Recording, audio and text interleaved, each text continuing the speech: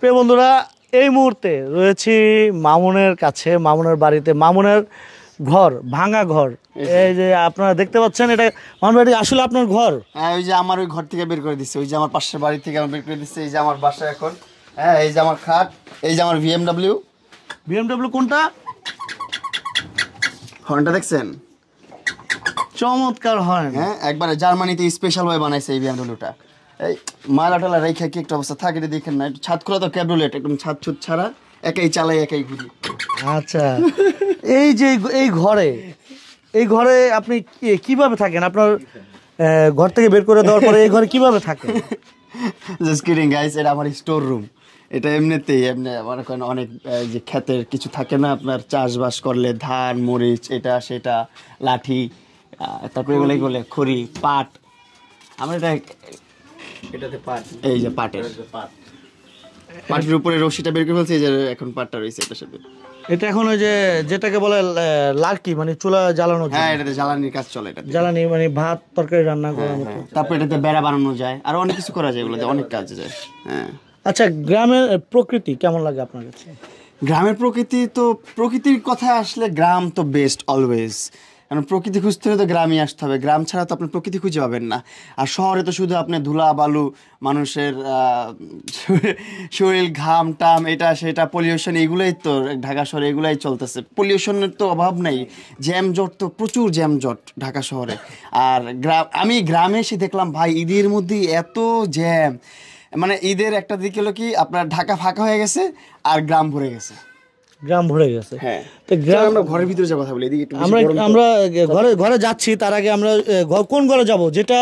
যে বাড়িটা আপনি আপনার মা বাবাকে উপহার দিয়েছেন, সে বাড়িতে। জি, চলেন। হাই কয় কি বন্ধুরা, মামুন তার মা বাবাকে যে বাড়িটা উপহার দিয়েছে, নিজের শ্রম দিয়ে, নিজের মেধা দিয়ে, নিজের অর্থ দিয়ে যে বাড়িটা মা বাবাকে উপহার দিয়েছে, সেই বাড়িটা আমাদের কাছে এখনো অনেকগুলো কাজ বাকি আছে আমার নতুন বাসাটায়। ওইটা যখন সবগুলো কাজ শেষ হবে, তখন হচ্ছে যে আম্মুর হাতে চাবি তুলে দিব, এরকম একটা ওপেনিং আপনাদের মাঝে খুব সুন আসতেছে। এই ধামাকাটা আসতেছে, বলে দিলাম কি ধামাকা এটা।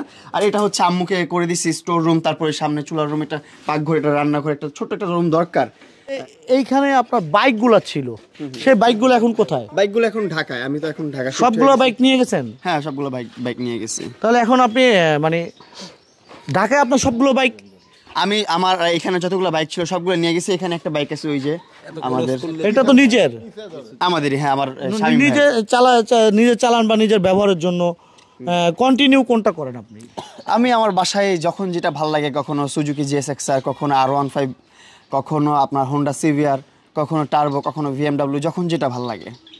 আমরা দেখলাম আপনি বিএমডব্লিউ আপনার মাকে নিয়ে আপনি একদম মানে উইশ করেছেন, প্রথম উদ্বোধনটা করেছেন মাকে দিয়ে, সেই অনুভূতিটা জানতে চাইব। আসলে বিএমডব্লিউটার প্রমোশন না, বিএমডব্লিউটা আমার একটা অ্যাচিভমেন্ট, আমার জীবনের একটা অনেক বড় পাওয়া বিএমডব্লিউ গাড়িটা।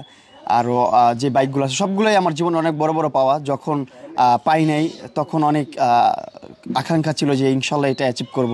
আস্তে আস্তে কিন্তু অনেকগুলোই অ্যাচিভ করছি।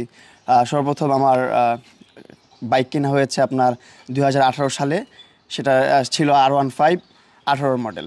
ওই বাইকটা কিছুদিন চালাইছি, আপনার 3-4 বছর চালানোর পর আরেকটা কার কিনছি আমি, টয়োটা ম্যারিনো। এটা আপনার 2020 সালের দিকে টয়োটা ম্যারিনো কিনছি। দেন হচ্ছে আপনার 21 সালে এসে একটা মাজদা RX-8 কিনলাম। তারপর আপনার আরেকটা প্রিমিও কিনা হলো। তারপরে এখন এসে বিএমডব্লিউ কিনা হয়েছে। দেন বাইকটা আলহামদুলিল্লাহ 4টা আছে, অ্যান্ড কার একটা আছে, 5টা টোটাল। আরও স্বপ্ন আছে যে আরও অনেকগুলো হবে। আমার বাসার নিচে যে গ্যারেজটা থাকবে, পুরো গ্যারেজটার মধ্যে সব গাড়ি আমারই থাকবে। আচ্ছা, আমরা তো জানি মামুন ভাই, যখন একজন মানুষ সেলিব্রিটি হওয়ার পরে তার নেশা থাকে অন্য কিছু। আমি ইঙ্গিত করতে যাচ্ছি, আপনি বুঝতে পেরেছেন। তো আপনার সেদিকে নেশা নাই, আপনার নেশা হচ্ছে একমাত্র গাড়ির দিকে, বা মা বাবার স্বপ্ন পূরণের দিকে, সুন্দর একটি বাড়ি, নিজের গাড়ি হবে, এগুলো কেন? মানে আপনি অন্যদিকে ফোকাস দিচ্ছেন না কেন, বা হচ্ছে না কেন, আমরা ফোকাস যাচ্ছে না কেন? আসলে অন্যদিকে ফোকাস দিচ্ছে না তেমন কিছু না, সব দিকেই ফোকাস দিচ্ছি।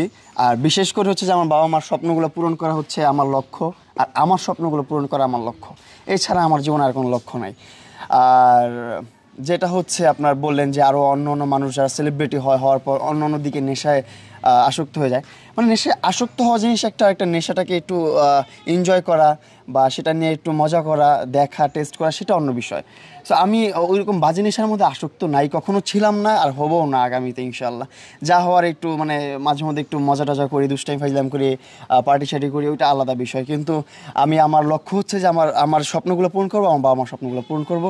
আর এই বাংলাদেশের বুকে আমার বাবা মা মাথা উঁচু করে হাঁটতে পারবে, গর্ব নিয়ে চলতে পারবে যে আমি প্রিন্স মামুনের মা বাবা। এরকম একটা জিনিস তৈরি করতে হবে ইনশাল্লাহ, তৈরি করবে। আপনাদের সাপোর্ট, আপনাদের দোয়া, আপনাদের ভালোবাসা থাকলে করতে পারবো ইনশাল্লাহ। আচ্ছা, এই পর্যন্ত মা বাবার জন্য কি পরিমাণ স্বপ্ন আপনি পূরণ করতে সক্ষম হয়েছেন? আমার মা বাবার জন্য আমার মা যখনই যা বলে তখনই তা করি। দেখেন এই যে একটা গোটা বাড়িটা দেখতেছেন, এই পুরোটাই হচ্ছে আমার একমাত্র। আমার মা বলছে যে একটা বাড়ি করতে হবে, পরে করা শুরু করার পর করতে করতে করতে করতে হয়ে গেছে এত বড় একটা বাড়ি আলহামদুলিল্লাহ। দেন আমি বলছে যে এই বাড়ি তো আছে পাশে একটা স্টোর রুম দরকার, এইটাও করে দিছে। এই পাশে দেখেন কত বড় বাসাটা, এই বাসা থেকে ওই পাশে পর্যন্ত এইটাও আমাদেরই বাসা। সো এই আম্মু যখন যাই বলে তখনই তা আমি নিয়ে আসি।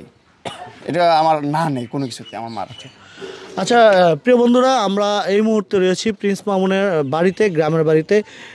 মামুন গ্রামের বাড়িতে ঈদ করেছে, ঈদের নামাজ পড়েছে এবং মা বাবার স্বপ্ন পূরণে তিনি যে বাড়িটি করেছে, তিল তিল করে কিন্তু সেই বাড়িটি আজ একদম কাজ শেষ পর্যায়ে আমরা এসে যেটা দেখতে পেরেছি। বাসায় তেমন মেজর কোনো কাজ নাই, শুধু আউটডোরের রংটা কাজ বাকি আছে, আর উপরে একটা ফলস ছাদ করব, আর ভিতরে কিছু লাইটিং বাকি আছে, এছাড়া কোনো কাজ বাকি নেই, আর সব কমপ্লিট। তো প্রিয় বন্ধুরা, আমরা বাড়ি নিয়ে আপডেট একটি ভিডিও দিব, আশা করি আমাদের সঙ্গে থাকবেন।